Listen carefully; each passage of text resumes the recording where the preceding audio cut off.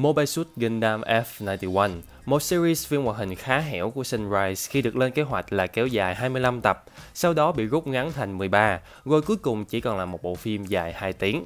Với độ dài ít như vậy thì ta có thể nói F91 Gundam có thời lượng xuất hiện khá ngắn trên TV. Tuy ngắn, nhưng F91 vẫn có chỗ đứng rất vững trong lòng người hâm mộ Nhật Bản. Bằng chứng là đã có 2 phiên bản Master Ray, cộng với một phiên bản Meta Build đẹp lộng lẫy. Và trong khi Master Ray F91 phiên bản đầu tiên là một gameplay khá tốt về mặt màu sắc lẫn biên độ cử động, thì liệu phiên bản 2.0 này có vượt trội hơn so với người tiền nhiệm nó hay không? Hãy cùng nhau xem nhé! Xin chào các bạn, mình là Daddy và hôm nay mình hân hạnh giới thiệu đến các bạn về bài gameplay review của mình về Master Ray Gundam F91. Ấn tượng đầu tiên của mình về Master Ray F91 2.0 là về mặt ngoại hình. Đây là những gì bạn có được khi lắp nó thẳng từ trong hộp ra. Sự phân bổ màu sắc được làm khá tốt khi bạn có được 6 màu bao gồm trắng, xám, xanh, vàng, cam và cuối cùng là đỏ.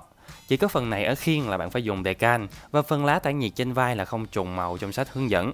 Còn lại thì toàn bộ gameplay được phối màu rất đẹp. Màu trắng mờ đi kèm với điểm nhấn tinh tế là cái sticker đỏ và xanh khiến gameplay của bạn trông rất là nổi bật. Và không như các phiên bản 2.0 trước là có sự thay đổi lớn về thiết kế, thì F91 vẫn giữ nguyên vẻ ngoài truyền thống của mình. Bạn vẫn có được sự trung thành trong thiết kế nhỏ gọn mang tính khí động học, cũng như là một vài chi tiết cải tiến mới khiến gameplay của bạn trông hiện đại hơn. Các cải tiến chính bao gồm thiết kế đa tầng ở phần ngực, backpack và chân, 2 đầu bao gồm một tĩnh và một động có thể biến hình được, gimmick chuyển động ở vai, phía sau chân, và phần cải tiến nhất chính là bộ đèn LED ở phía trong, nhưng đáng buồn thay nó được bán riêng với giá khá mắc, 2.000 Yên, một nửa giá so với con gameplay của bạn luôn. Và với mục đích là muốn đưa cho bạn một bài review đầy đủ nhất thì mình cắn răng mà mua. Tuy nhiên sau khi nó LED vào thì mình nghĩ chế LED cho con này là cực kỳ dễ dàng.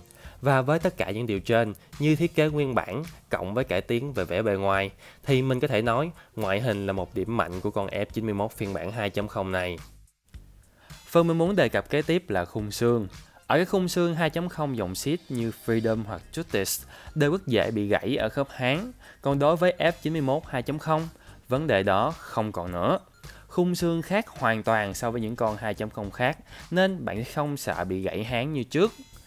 Nhưng một cái nhưng rất lớn ở đây là toàn bộ khung xương đều xài nhựa ABS, nên mình khuyến cáo các bạn nào chưa có kinh nghiệm nhiều là nhẹ tay khi ráp. Do nếu bạn đè lực mạnh quá, nhựa có thể bị nứt đó. Thậm chí, nhựa ABS này còn có phản ứng rất tiêu cực với các loại sơn như Mr. Hobby, Mr. Color và Gundam Maker. Mình đã làm chuột bạch là test bằng loại Gundam Maker GM301 và mình bị gãy không những một mà là 2 part luôn. Đây, các bạn có thể thấy. Và việc gãy part này cũng rất là hên xui, người bị, người không. Hôm nay không sao, quay qua quay lại đứt làm đôi cũng không chừng. Nên bạn nào có ý định sơn khung xương bên trong thì nên nghiên cứu kỹ về loại sơn sẽ sử dụng nhé. Và sau một hồi nghịch thì mình lại thấy biên độ cử động của nó khá là cao, không tệ như các lời đồn đâu. Cao như thế nào thì mời các bạn đến với phần biên độ cử động. Trước tiên là về phần đầu, bạn có thể ngước lên được bao nhiêu đây và ngước xuống được bao nhiêu đây. Trong cổ còn có một cái khớp nên bạn có thể làm được như vậy. Khớp vai đẩy ra khá tốt, giáp vai đưa lên rất cao. Bên trong nó là lá tản nhiệt của Gundam, để lấy nó ra thì bạn kéo như thế này. Và tất cả đều có thể chuyển động độc lập với nhau. Tay đưa cao tầm này, xoay ở bắp tay. Khuỷu tay có thể gặp lại do một khớp đôi ở đây. Khá tốt.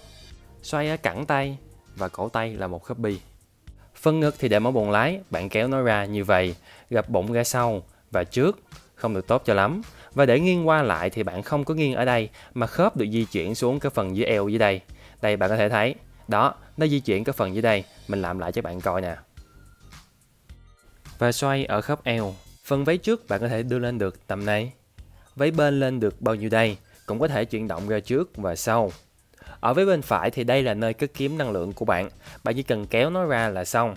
Còn ở váy bên trái là nơi đựng khiên dự phòng, lấy nó ra hơi rắc rối một tí do bạn phải kéo nó rồi mới mở lên được.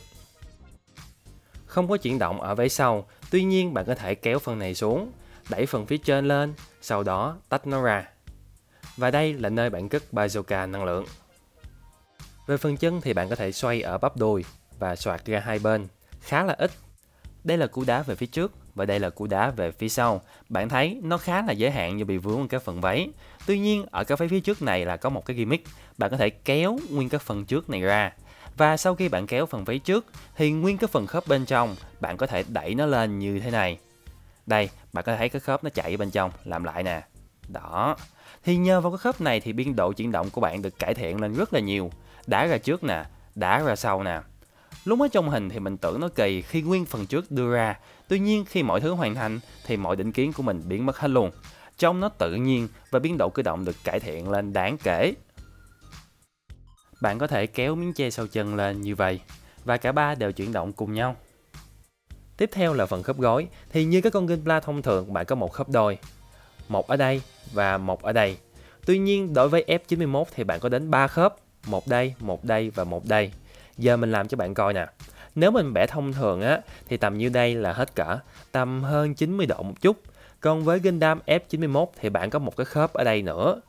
Bạn có thể nắm cái phần phía sau chân như thế này, rồi bạn kéo nó ra. Các bạn chú ý nè, đây các bạn có thể thấy cái khớp nó lòi ra một chút.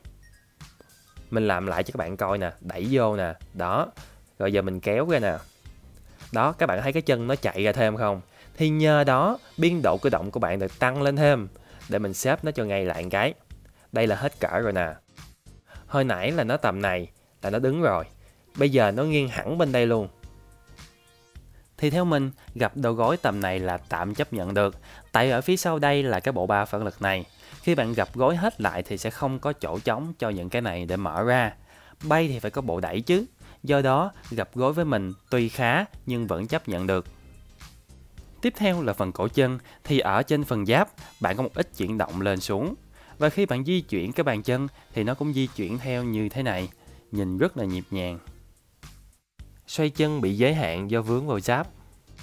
Cả hai phần trước và sau của chân đều xoay độc lập với nhau. Và ở cái phần chân trước bạn có thể gập lên như vậy luôn. Nhưng một cái điều khá lạ ở đây là không có gập xuống.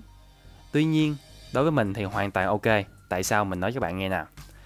Khi bạn gập ngón chân như các Gundam khác á, thì tự nhiên cái ngón chân của bạn nó gập, nó nằm đây, cái xong nó quặp xuống đây. Còn ở phía sau thì nó thẳng đột ra. Thì đối với mình như vậy thì nhìn nó rất là kỳ, không được tự nhiên cho lắm. Còn với Gundam F91 thì thay vì gập ngón chân, bạn có thể đẩy cả phần chân của nó xuống luôn. Khớp của chân của F91 có thể gập xuống rất là xa. Đây, hết cỡ rồi đây. Các bạn có thể thấy không cần gập ngón chân mà vẫn thẳng đột từ trên xuống dưới. Đây là mình so sánh ở hai bên cho các bạn hiểu ý của mình hơn. Ở phần chân của Justice 2.0 thì đúng là bạn có thể gập mũi chân xuống.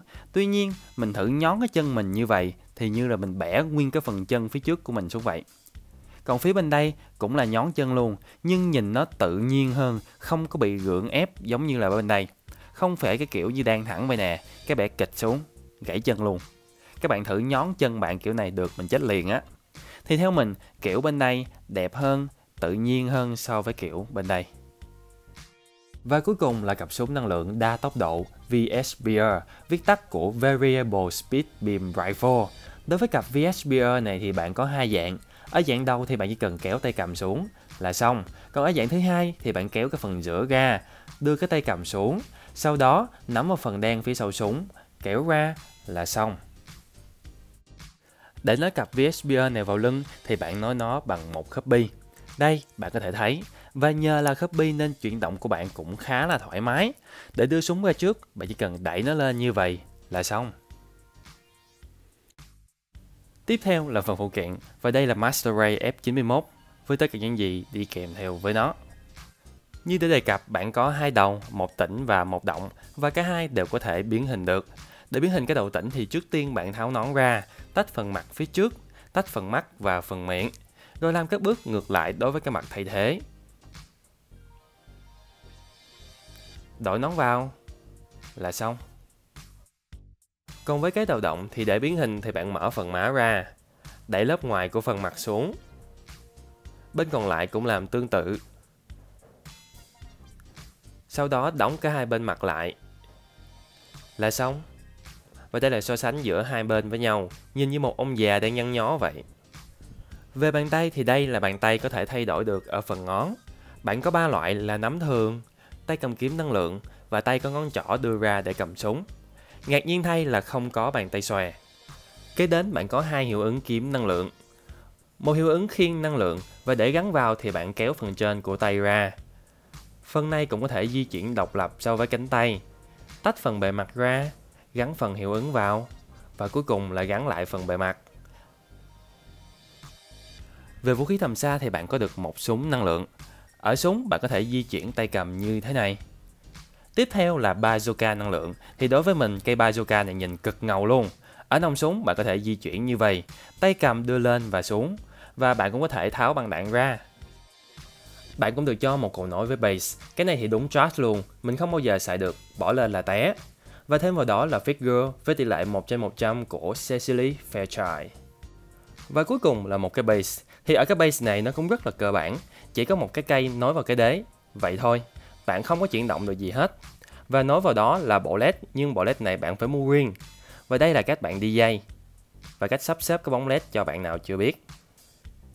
Và để nối cái base vào thì bạn tháo cái backpack phía sau ra. Nó có một cái miếng nhỏ màu trắng, bạn tháo nó ra luôn. Sau đó gắn cái base vào theo đúng khớp của nó. Rồi cuối cùng là gắn lại cái backpack. Từ lúc mình lắp xong cho đến lúc review là mình chưa có mở lên thử. Mình đợi mình coi chung với các bạn luôn. Bây giờ mình đi tắt đèn đây. Rồi mình tắt đèn rồi đây. Chuẩn bị chưa? 3, 2, 1, hit the music.